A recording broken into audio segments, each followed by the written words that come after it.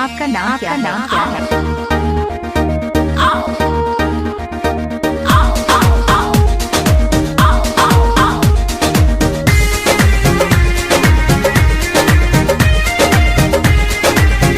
आपका नाम क्या है?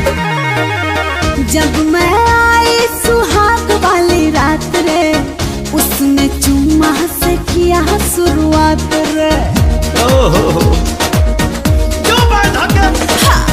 जब मैं आई सुहाग वाली रात, मेरा नाम उसने चुम्मा से किया शुरुआत। पहले घूंघटा उठाया, फिर बेड पे सुलाया। पहले घूंघटा उठाया, फिर बेड पे सुलाया, और कमर में दर्द दिया। रख दिया पुता के पिया क्या किया हो, रख दिया पुता के पिया क्या किया, रख दिया पुता के पिया क्या किया, रख दिया पुता के पिया क्या किया।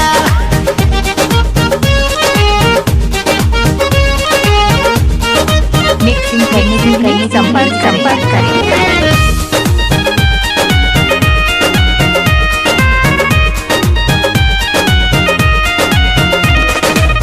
डाका डाल दिया पहली मुलाकात में।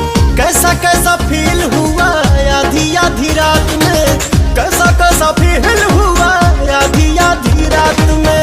डाका डाल दिया पहली मुलाकात में।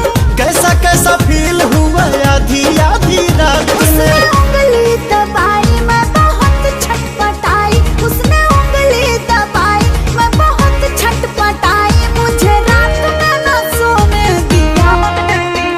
रख दिया पुता के आपका घर कहाँ है?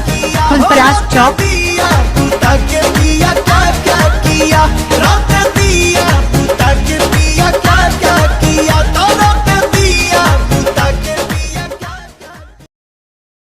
आपका नाम क्या है?